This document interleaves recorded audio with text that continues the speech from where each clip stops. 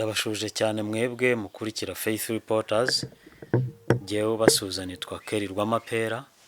Kuri uyu munsi wa 11 w'ukwezi kwa mbere 2024 ubwo duherukana nababwiraga amakuru yabaye ku munsi wa gatatu w'ukwezi kwa mbere 2024 ubwo ababyeyi bane baburanaga mu Rukiko Rwisumbuye rwa Nyagatare.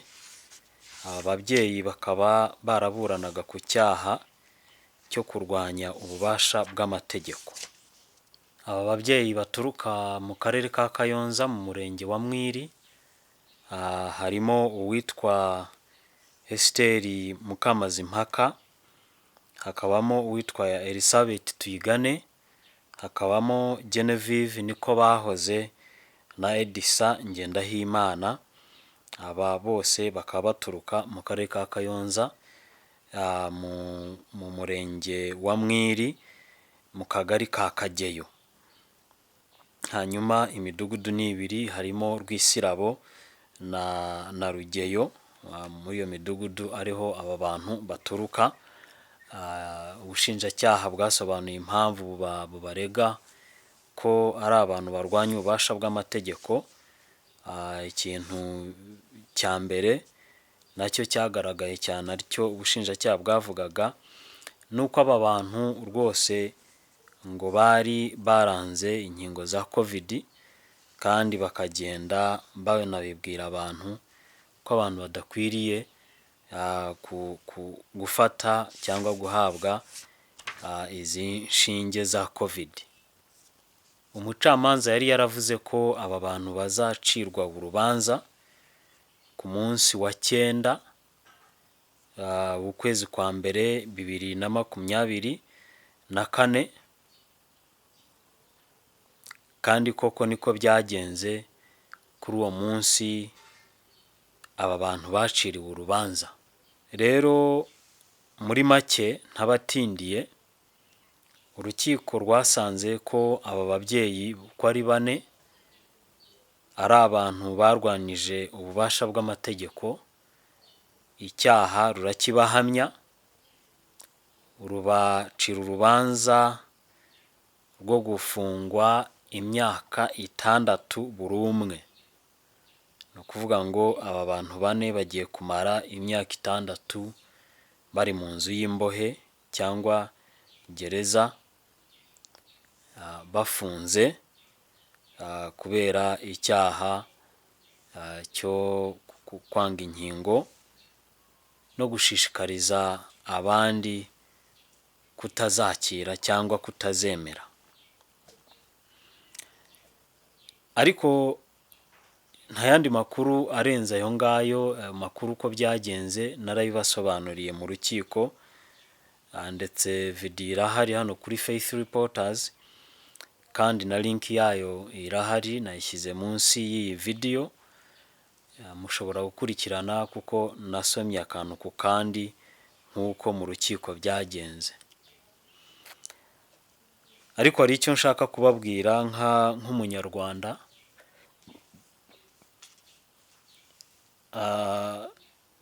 Ariko noneho ari n'umunyarwanda umaze igihe ajya mu nkiko, kuko natangiye itangazamakuru umwaka wa 2014. Ubu ngubu cyane cyane ibintu by'inkiko nkaba narabitangiye mu ntangiriro z'umwaka wa 2016, ubwo navugaga ku nkuru y'urukiko nanone rwa Nyagatare Rwisumbuye. Hari umuntu rwaciriye urubanza mu Karere ka Gatsibo, witwaga Nibize Emmanuel, yari yishe umugore we. Uwo muntu yari wo mu Murenge wa Rwimbogo, mu Kagari ka Rwikiniro. Ni naho urukiko rwimuriye inteko iburanisha uwo munsi. Ndibuka hari nko mu kwa kabiri cyangwa kwa mbere mu mwaka wa 2016. Icyo gihe nibwo natangiye gukurikirana cyane ibintu byo mu nkiko n'ubutabera muri rusange. Ariko icyo nashaka kubabwira nuko iyi myaka yose maze mu itangazamakuru, by'umwihariko nkurikirana ibintu byo mu nkiko, jyewe ni ubwa mbere mbonye abantu batize, badafite ubumenyi, badafite ikoranabuhanga, ababyeyi baturuka mu gikombe nk'icyo cya Mwiri, abaturage bo hasi bahetse n'abana, batagira na cano, batagira n'ubundi buryo ubwo ari bwo bwose bashobora gusakazamo ibyo bazi cyangwa ibyo bashaka kubwira abantu. Ni ubwa mbere mbonye umucamanza mu bushishozi bwe abareba agahamya ko aba bantu bashishikarije abantu, rubanda, kutumvira amategeko ya leta, akabaha igihano cy'imyaka 6 yose. Iki kintu ni ubwa mbere jyewe nkibonye. Abakizi ubwo bafite aho bakizi, ariko jyewe mu gihe maze mu nkiko nkurikirana iby'inkiko, ni ubwa mbere nkibonye. Icyaha cyo kurwanya ububasha bw'amategeko, ingingo ya 205 iyi gisobanura, harimo ijambo gushishikariza abandi. Umuntu gushishikariza abandi agomba kuba afite uburyo abashishikarizamo. Njye rero reka nababwire mberuriye neza, muri uru rubanza nabonye ibintu bidasanzwe, ntafite nuko nabivuga. Umuturage wo hasi wo mu gikombe iriya Mwiri, bafite n'ibyo basabye umucamanza atabakoreye. Umucamanza w'umuhanga cyane, muzi ku izina rya Majyambere, wo muri uru rukiko rwa Nyagatare Rwisumbuye, ariko irindi sindizi. Uyu mucamanza rwose w'umuhanga cyane mu bushishozi bwe. Umuntu wo hasi, nababwiye, udafite televiziyo avugiraho, udafite radio avugiraho, utarize, kuko hari harimo n'abatazi kwandika muri aba bane, n'ababizi nabo ntacyo bazi, ntibize.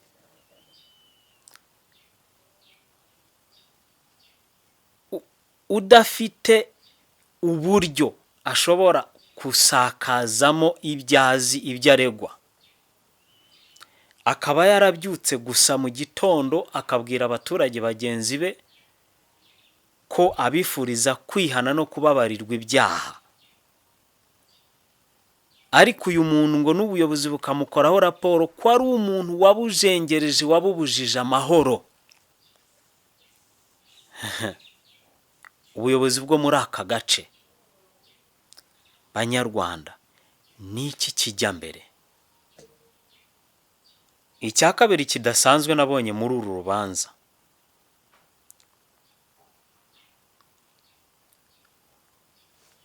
igihe cyose maze ndi umunyamakuru uhora mu nkiko, ni ubwa mbere mbonye umucamanza mu bubasha bwe, nkuriya mucamanza Majyambere, ahagarara mu bubasha bwe agahamya abantu icyaha, akabohereza muri gihonomu yo mu isi kumaramo imyaka 6, akabahamya icyaha agendeye ku mvugo gusa y'umushinjacyaha. Bagenzi, imyaka 6 muri gereza ni myinshi. Imyaka 6 irahagije kuba warasize uruhinja ugasanga ruri mu ishuri. Imyaka 6 ni myinshi. Abaturage baramusabye bamwinginga bati, aho tuba hari abantu benshi batuzi, batubonye, abatangabuhamya bazanywe, abatangabuhamya 2, umwe ntitumuzi, undi ni umutangabuhamya n'ubundi yabirukankagaho mu gihe cya covid, basaba urukiko ko bazahabwa amahirwe n'aba batangabuhamya bakaza imbere y'urukiko nabo bakagira ibyo bababaza.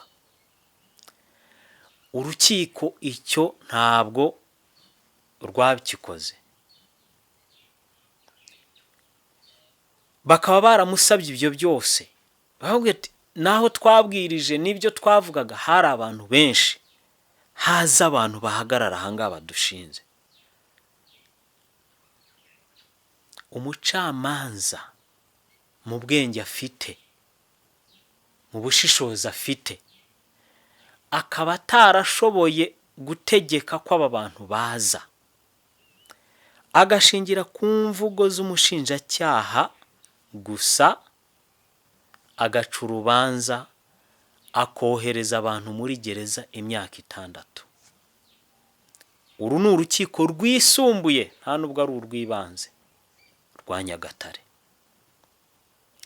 Ibi bintu ni ubwa mbere jyewe mbibonye, impamvu zabyo turaza kuzigeraho. Muri make, ku bantu nk'aba biroroshye cyane ko umuntu wese yajya mu rubanza nk'uku agafungwa imyaka yose. Biroroshye cyane. Ni n'ubwa mbere jyewe nagiye nkurikirana imanza nyinshi, ugasanga hari n'imanza zamaze imyaka 2. Ni ubwa mbere nabonye urubanza rurimo abantu 4 rubasabira igihano gikomeye gitya, rukaburanishwa umunsi umwe, ku wa 2, uwa 3, uwa 4, uwa kangahe n'icyumweru kitageze abantu bagahabwa igihano nk'iki. Ni ubwa mbere nabibonye. Ni ubwa mbere nabonye umucamanza uhagarara mu bubasha bwe akajora ibyo abantu bizera kandi ari byo baregwaho, kuko umucamanza barimo hagati abaza impande zombi. Aba bantu baramubwiye, bashaka kumubwira ibitabo byanditsemo ibyo basomye, ariko bamaze kuvuga gusa ngo ibitabo, saba bonyine, hari n'abandi baburanye mbere yaba, nabo sinzi urwo bazabakatirana inkuru. Bakimara kumubwira ko ari ibitabo byasomye, ahita ajora avugana nabo mu buryo bwo kujora ati mwabisomye mu byahishuwe se? Aba ni abantu bagaragaza ko icyo bazira ari impamvu z'ibyo bizera. Umucamanza ntabashe no kwiyumanganya nk'umuntu urwanya uku kwizera ko yarabigaragaje,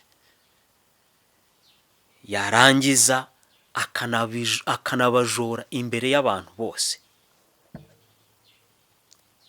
Nta gitangaza rero kuba yarafashe icyemezo nk'iki, ariko jyewe ni ubwa mbere nabonye umucamanza nk'uyu.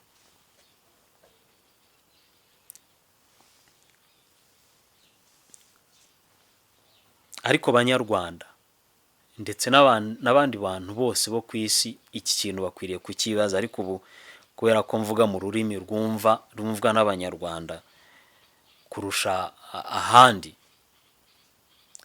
reka ngire ikintu mbibwirira, tugire ikintu twibaza. Umuntu uhagarara ku mahame y'ibyo yizera, umuntu ukunda Imana muri ubwo buryo bwe uko ayizi,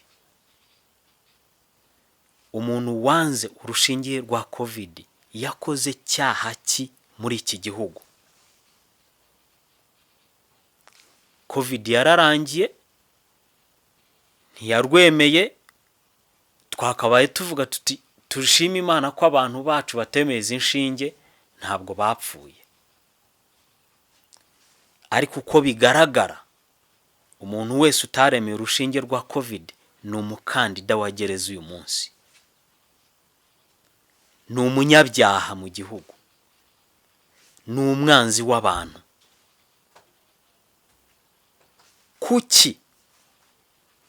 kuki abantu baregwa ngo kwinjiza imyumvire mibi mu bantu? Yihe myumvire? Umuturage wo mu gikombe cya Mwiri afite bubasha ki bwo kwinjiza imyumvire mibi mu bantu ku buryo yifurizwa gereza imyaka 6? Umuntu w'umubyeyi uhetse n'umwana, kuko bari bafite abana babo, bamaze n'amezi 4 muri kasho ya polisi, kuri sitasiyo ya polisi y'Irukara, amezi 4 batanaburanye, bafite n'abana babo. Ni ikihe cyaha? Ni ukwe gushishikariza uyu muturage? Ni ubuhe bushobozi afite? Iki kintu tukibazeho, bwo kuba ashobora gushishikariza abantu ku buryo abanyarwanda bamubona bakamubona ko ari threat, ko ateye impungenge mu bantu, akoherezwa muri gereza imyaka 6. Ni iyihe myumvire bagiye kumuvanamo ihambaye itya, yashegeshe rubanda ku buryo yoherezwa kuba muri gereza imyaka 6? Banyarwanda, what is going on? Uyu muntu yakoze ikihe cyaha gituma yangwa urunuka bene aka kageni? Dufite abahanzi b'indirimbo muri iki gihugu no ku isi hose, n'amafilime, ndetse muri uru Rwanda imbuga nkoranyambaga zigaragaza amashusho y'ubusambanyi ntabwo zikumiriwe. Ibi byose bifite imyumvire byinjiza mu bantu, kwinjiza ingeso y'ubusambanyi mu bantu, gutindahaza intekerezo z'abantu binyuze muri izi ndirimbo z'ubusambanyi n'amafilime n'amapornography n'ibiki byose. Hano biridegembya, ndetse n'abatinganya ibitekerezo byabo baridegembya mu gihugu. Umuntu utaremeye urushinge rwa covid yakoze cyaha ki ku buryo ari ufatwa ko ari we ufite imyumvire ihambaye cyane, ibabaza cyane, imyumvire y'akaga ku banyarwanda? Aho tujya hose usanga za saro ziteretse hariya, za televiziyo, ibintu bigaragara hari ibintu biteye ubwoba byigisha abantu intambara, ubwicanyi, ubusambanyi. Ibyo bintu byose nta cyaha bifite mu bantu. Ariko umuntu utaremeye urushinge rwa covid, umuntu wavuze ati jewe mfite uburyo nshobora kwivuzamo, mfite uburyo nshobora kwirindamo indwara, akanywa amazi meza atetse, agahumeka umwuka mwiza, akamenya urumuri rw'izuba, aya ni amahame agenga ubuzima. Uwo muntu kuki abantu bose bamubonamo ikibazo?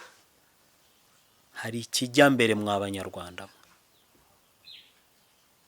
Kuki umuntu uhagarara ku mahame uko umutimanama we umubwira, uko mwuka w'Imana mushishikariza, uwo muntu ahinduka ikibazo ako kanya? Kuki umuntu ubaho ubuzima bworoheje, nta muntu yanduranya nawe, akibera iwe, agashaka kwirwanaho mu buzima bwe, abeho imibereho myiza no kwigisha abana be uko abyumva, kuki uwo muntu ahita aregwa imyumvire? Nta televiziyo afite, nta kintu ashyize hanze, nta bushobozi na bumwe afite, ariko mutwara sibo mudugudu bose bagahita babona ko uyu muntu afite imyumvire ngo ibabaza abanyarwanda cyane. Uyu muntu yakoze cyaha ki?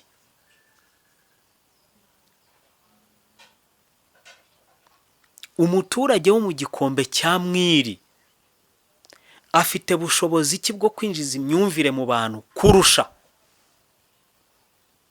kurusha amafilime y'intambara ahari, ubwo ni ku isi hose, kurusha amafilime y'ubusambanyi, kurusha indirimbo, ibintu biroshya abana b'abakobwa bihaye ibintu by'ubusambanyi, inda za buri munsi. Ariko umuturage umwe we winywera amazi meza, uzi urumuri rw'izuba, wirira imboga ze, agafatwa nk'umuntu ngo ufite imyumvire izahirika u Rwanda rwose. What is going on? Iki kintu mukibazeho kuko hari impamvu. Uyu ni umwuka wa Satani wo kwangisha abantu bagendera ku mitima nama yabo. Ni umwuka wo gushaka guhamagarira abantu kugira ngo bagendere ku gahati igihe cyari cyo cyose, ntibahagarare nk'uko imitima yabo ibabwira.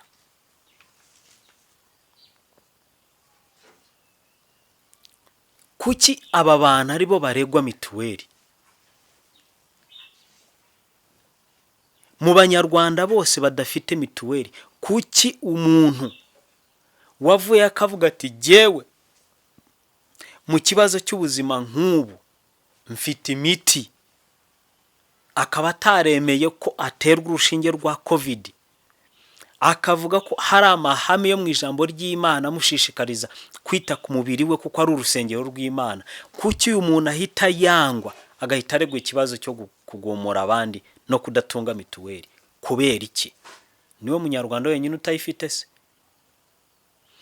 Imibare ya RBC nako ya RSSB igaragaza ko mu mwaka w'2018 kugeza 19 muri uwo mwaka wa mituweli abanyarwanda 22% ntibayitanze. Mu banyarwanda miliyoni 12, abanyarwanda 22% barangana hafi miliyoni 3. Aba banyarwanda barafunzwe, nta mituweli batanze. Aba banyarwanda icyo gihe barafunzwe.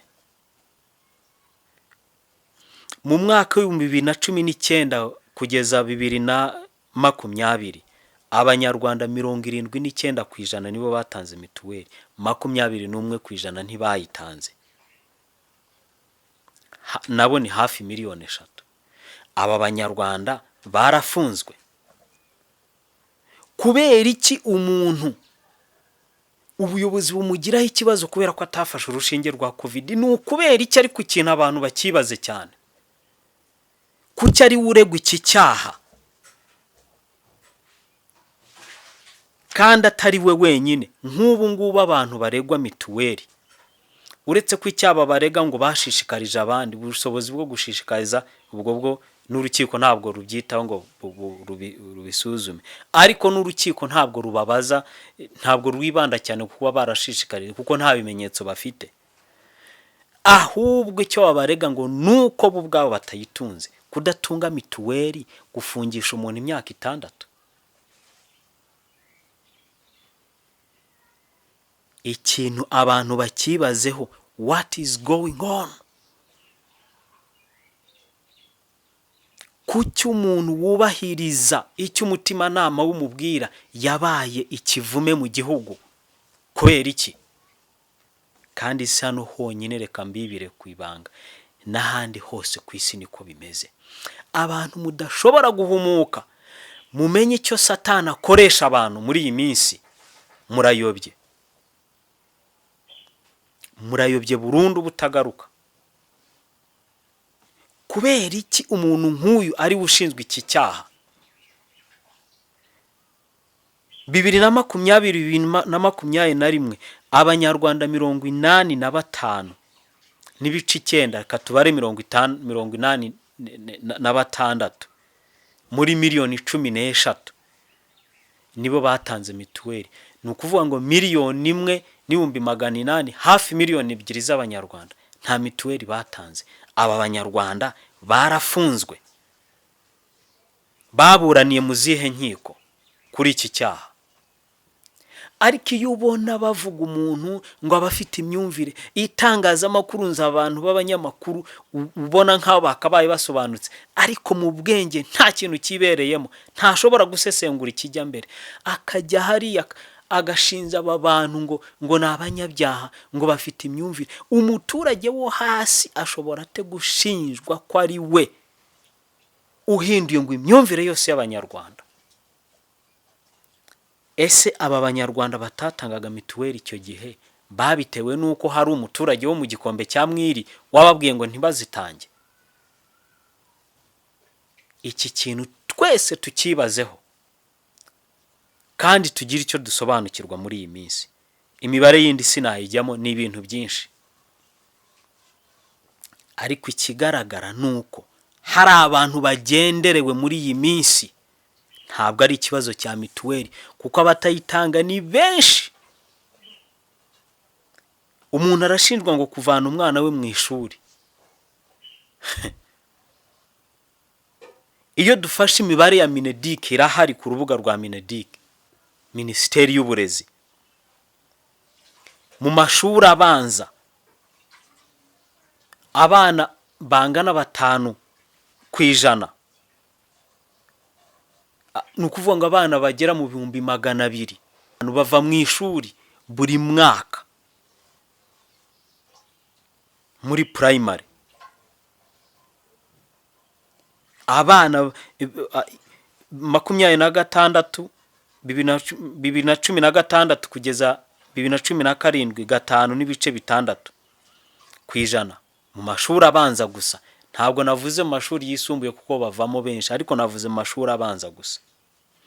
2017, 18 abanyeshuri bagera kuri 6.7%, kandi ubwo hari miliyoni nk'ebyiri mu gihugu z'abanyeshuri. Iyo ubaza uyu mubare ni munini cyane, ni munini, urenga 100,000 buri mwaka bava mu ishuri. Ababyeyi baba bana barafunzwe. 2019, 2020, 9 hafi 10%. Niba ari miliyoni 2 abana 200 primary gusa, ababyeyi baba bantu barafunzwe. 2021, 7% ababyeyi baba bantu barafunzwe. Iyo turebye imibare ya Minisiteri y'Uburezi, noneho n'ababasha kurangiza primary akaba yinjiye mu mwaka uyu akayirangiza primary, akayirangiza imyaka 6, nta nubwo bagera kuri 50% y'abanyeshuri ba primary dufite mu gihugu. Ni ukuvuga ngo niba muri mu ishuri mu mwaka wa mbere wa primary w'amashuri abanza hinjiye abana 600 muri uyu mwaka, kumara imyaka 6 kuba barangije umwaka wa 6 w'amashuri abanza, hazarangiza abana batagera ku 300,000. Imibare ya Minisiteri y'Uburezi niko igaragaza, ihereye mu mwaka wa 2016 kugeza 2021. Ntabwo bagera 50% barangiza amashuri abanza mu myaka 6. Ababyeyi baba bantu barafunzwe. Baburaniye mu zihe nkiko? Tubwizanye ukuri, ibi bintu abayobozi bose barabizi. Aba mubona mu masibo birukanka ku bantu barabizi. Ariko kubera iki umwana w'umuntu utariteje urushinge rwa COVID ari ukurikiranwa, akabazwa impamvu, televiziyo zikaza zikamutunga kamera bakamujyana mu rukiko? Kuburana kwe ko nta muntu, abanyamakuru ntago bajya babijyamo, keretse kubabwira gusa bati twafunze abantu n'abafite imyumvire, abashaka kubavugira bakabavugira, bakabaharabika ngo ntibarya ngo imyumbati n'ibishyimbo, ngo abantu bakavuga nk'abantu nk'impyisi ziraho, nk'abantu bafite imirizo, kandi ari abantu bagenzi babo baturanye. Niki kijya mbere? Aba bantu bakoze ikihe cyaha? Ese nubwo naba ntarya ibishyimbo n'imyumbati byatekanywe, mfite ikihe cyaha ku buryo umuyobozi, minisitiri, ashobora kubyitaho akabivuga no mu nama irimo n'abanyamakuru? Kuki icyo kintu ashobora kucyitaho? Kubera iki aba bantu bashakirwa impamvu zo kubaharabika no kubagira nk'aho atari abantu, nk'aho atari abanyarwanda? kugira ngo basozereze muri gereza, kugira ngo batagira n'umuntu bagirira impuhwe. Why? Abantu bajijuke, abantu bahumuke, barebe ikijya mbere. Aba bantu bakoze ikihe cyaha? Umuntu wiberaho imbereho ye yo hasi yoroheje, umuntu ushishikariza abantu kunywa amazi, umuntu uzi uburyo amazi akora n'umwuka mwiza bikora mu kuvura indwara. Ase n'ubu sinzi niba icyo abantu baregwa kuri mituweli ni ukutayigura, ni ukudatunga ikarita, ni ukutivuza, cyangwa ni ukutarwara. Umuntu ntarembye, umuntu ntagusabye ubufasha, kuki habaho impamvu k'umuntu we wibungabungira amagara ye akurikiranwa akamera nk'umunyacyaha? Kuki habaho impamvu ko uburyo bw'ubuvuzi bwose bugomba kugenwa n'umuntu runaka kandi ari jye wivuriza umubiri wanjye? Kuki abantu mu bitekerezo byapfuye burundu badashobora no gusobanukirwa batari ko umubiri w'umuntu ko ari uwe, ninde ugomba kumugengaho?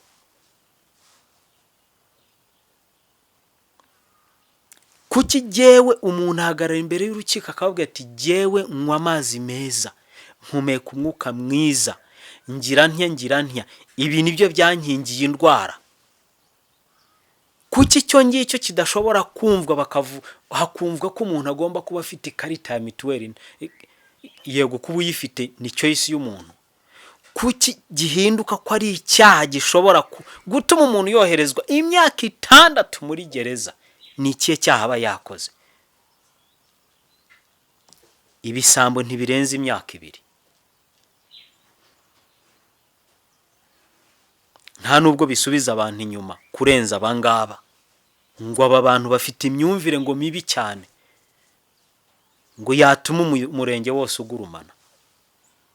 Gitifu w'umurenge ufite n'imodoka akirukanka ku bantu nk'aba 2 3 mu murenge wose. Niki kijya mbere? Niki gituma umuntu nk'uyu afatwa agakubiturirwa muri transit akarinda yicwa? Banyarwanda, aba bantu babakoze iki gituma mubagirirwa umujinya nk'uyu? Niki bakoze? Ariko nsoza reka mbabwire ko abanyarwanda niduhagarara imbere y'Imana nta kintu cyo kwireguza dufite, kuko Imana nta kuntu itagize kugira ngo dusobanure iby'inzira zayo n'iby'ubutabera bwayo n'ubutungane bwayo, kugira ngo tuba abantu beza mu isi bashobora kuba intangarugero. Niba byaranze dufite urubanza imbere y'Imana. Abantu mwese mw'abanyarwanda mwese mwicara aho ngaho mukavuga ngo amabwiriza yavuye hejuru, ugakora ibintu ubona ko atari byo, ukabishishikariza abantu ngo kuko amabwiriza yavuye hejuru, nta kintu cyo kwireguza ufite imbere y'Imana mu gihe uzaba ushyira mu bikorwa amabwiriza atajyanye n'Imana ishaka ku bantu. Kubera iki? Kubera ko muri iki gihugu hari ingero nyinshi z'abantu bakoze ibidakoreka kubera amabwiriza bari bahawe, ariko abo bantu bahagaze imbere y'ubucamanza bwo mu isi kandi baratsindwa. N'ubu bizabakurikirana imibereho yabo yose. Nubwo mu isi uretse ko icyo cyaha kitakemurwa n'ubucamanza bwo mu isi, ariko abantu bafite urubanza n'imbere y'Imana.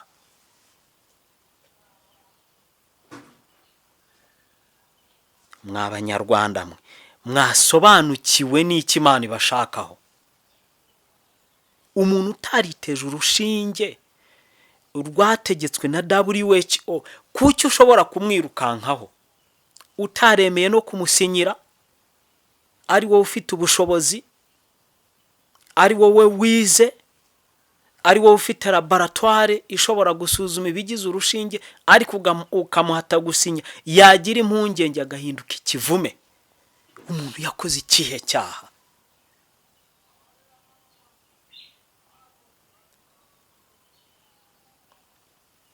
Abanyarwanda nta kintu cyo kwireguza dufite imbere y'Imana, kuko ibintu byose yabishyize imbere yacu. Umuntu wanga ukuri sijya umuciriyeho urubanza, ariko imbere y'Imana afite urubanza, keretse niyihana uyu munsi. Naho nanabirengaho uyu munsi akongera agakora igisanzwe n'icyo yari asanzwe akora, afite urubanza imbere y'Imana.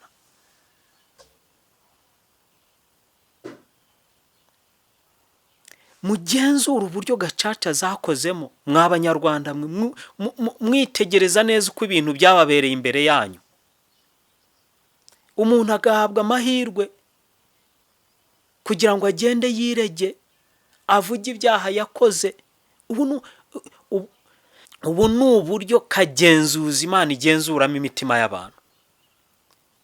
Umuntu agashyirwa hariya, icyumweru kirashira, 2, ukwezi, umwaka, afite amahirwe yo kugira ngo agende yivuge kugira ngo yoroherezwe. Benshi bakagenda bakirega, bagasobanura uko bakoze ibyaha, bakicuza imbere y'abantu. Abantu buntu bakoroherezwa. Ariko uwinangiye bikagera ku nshuti ye, ku muturanyi we, kugera ubwo bimugezeho, akajya imbere y'urukiko adafite icyo kwireguza, agatsindwa n'urubanza atyo.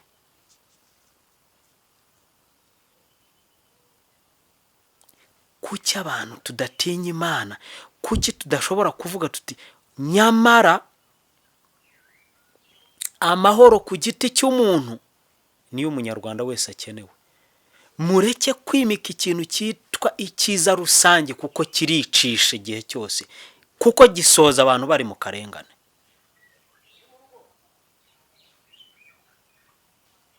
Ese kuki mudashobora kubona ko icyiza rusange?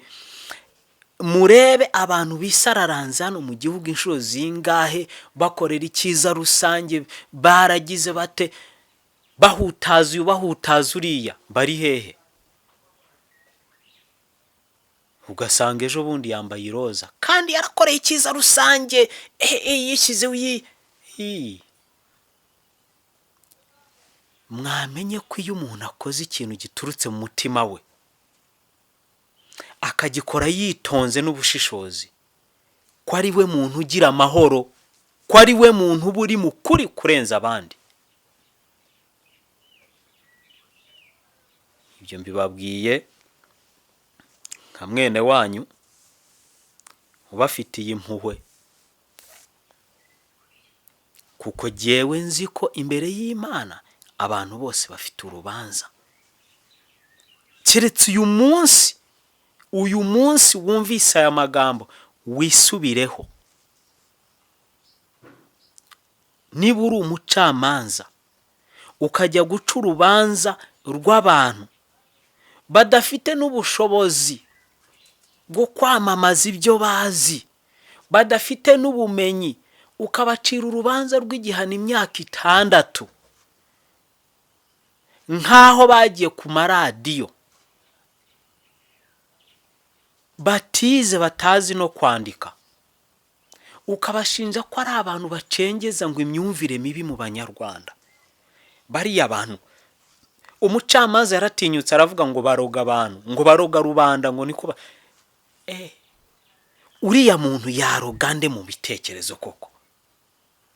Umuntu nka Edison Ngendahimana, umuntu nka Genevieve niko bahoze.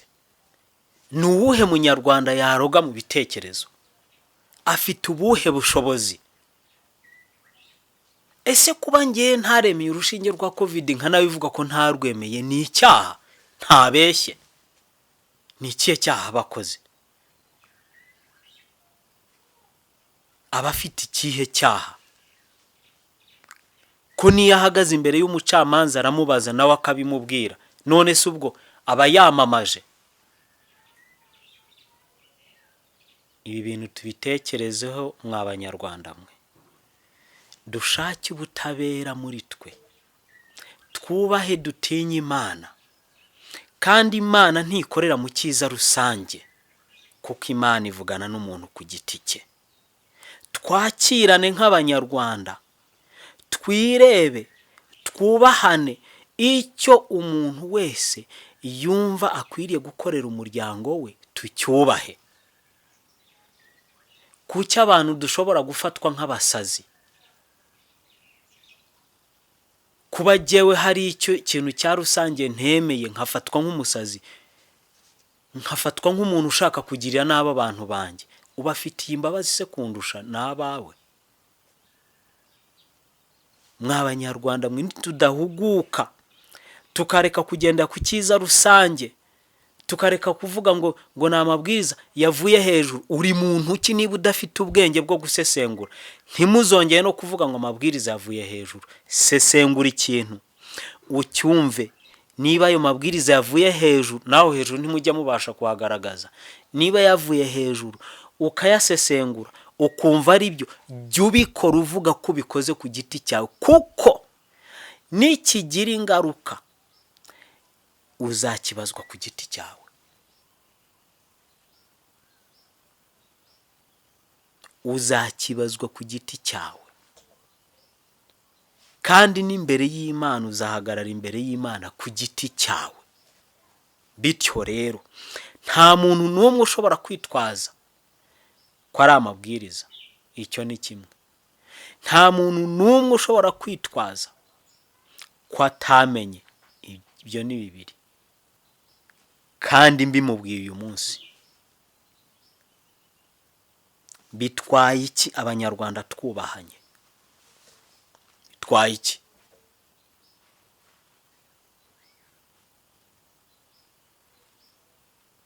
Bitwaye iki turetse kumva ko hari uko umuntu umwe agomba kugena ukundi abaho? Bitwaye iki? Aya ni amahirwe duhawe nk'abanyarwanda. Ubwo ndabivuga nk'abanyarwanda, ariko iki ni ikibazo kiri ku isi hose. Ariko muri buri gihugu hari abantu babwira abantu amagambo nk'aya, babateguriza urubanza rw'Imana rukomeye cyangwa kwihana. Niba dushobora kwemera ko Imana ikorera mu bantu bayo, reka abantu bagire umudendezo w'imitima nama yabo. Umuntu ye kugengwa bigere naho afatwa nk'umunyacyaha ukomeye agafungwa imyaka 6 kubera ko atemera mituweli.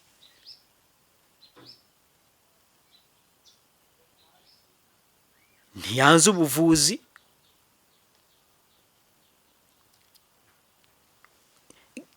ni muntu ki? Umuntu wo hasi ushobora kuvuga ngo ntiyemere ikintu ngo aranakirwanya? Afite ubuhe bushobozi? Afite radiyo se? Ukamufunga, uri umucamanza ukamufunga imyaka 6? Icyo nababwira nuko n'abandi benshi bafunzwe, habaye igitekerezo ko abantu bashobora gushakirwa umwavoka n'amafaranga ntabuze twayabona. Ariko icyo si cyo twakoze, kubera ko tuzi ko abantu niba amahame bagenderaho barayahawe n'Imana yabo n'izababuranira. Icyo nuko nguko twakiretse. Imana yonyine nizababuranira, nibafungwa bafungwe, nibarekurwa barekurwe. Ariko hari ikindi dukwiriye gutekerezaho mu buryo bwo kwereka abanyarwanda ko umudendezo w'umutima nama ari cyo kintu cyonyine gishobora gutuma abantu baba amahoro. kubana amahoro n'abandi bantu, hamwe n'amahoro hamwe n'Imana yabo. Dukwiriye kuko amategeko arahari arengera umudendezo w'umutimanama. Dukwiriye kureba umwavoka usobanukiwe ibi bintu, akagira itsinda rimwe cyangwa umuntu umwe aburanira. Ndabizi ko n'ubundi uwo muntu atazarekurwa, uwo muntu afungwe, ariko urwo rubanza rujye muri rikodi yo kugira ngo abantu bumve icyo amategeko ateganya, bumve uburyo batatiye amategeko yabo bakayarengaho y'ibihugu byabo, kugira ngo bakunde barenganye abandi badafite urubanza. Icyo kintu nitugikora tuzaba dutanze amahirwe ya nyuma ku banyarwanda bose, kugira ngo umuntu afate icyemezo agendeye ku cyo Imana imwemeza mu mutima we, cyangwa birengeho acirweho urubanza imbere y'Imana. Kuko n'ubundi abantu bose babwiriza ntabwo babwiriza ngo abantu bakizwe. Abantu barabwiriza kugira ngo abantu bamenye kandi batange umugabo kw'abo bantu babwiwe iki n'iki, banze kukigenderamo, urubanza rwabo rwandikwa imbere y'Imana. Umurimo wacu tuzaba tuwushoje. Ni amahirwe tuzaba dutanze ku banyarwanda. Dushake umwavoka, tumusobanure impamvu zacu, kandi amategeko arahari arengera abantu, adashobora kwemerera ko umuntu w'Imwiri mu gikombe ahamwa n'icyaha ngo yashishikarije abantu ngo kwanga mituweli, ngo kwanga inkingo, agafungwa imyaka 6. Amategeko arahari amurengera.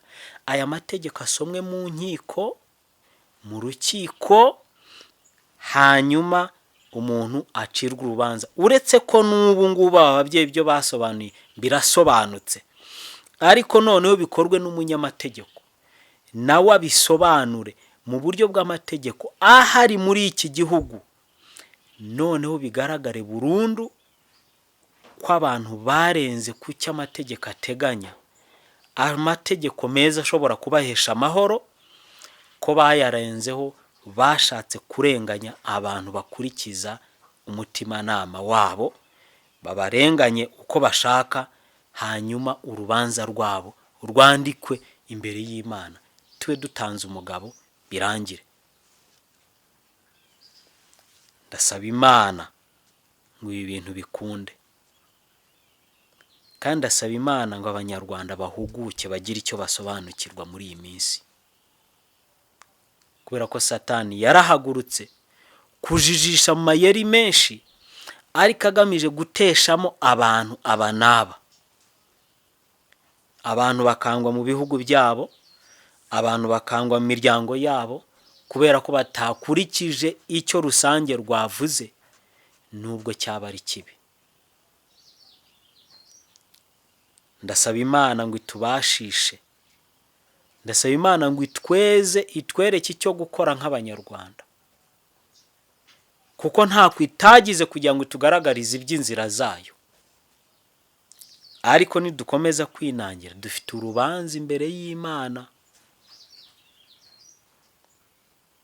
Ndabashimiye cyane, Imana ibahe umugisha. Jye nitwa Rwamapera, iyi ni Faith Reporters.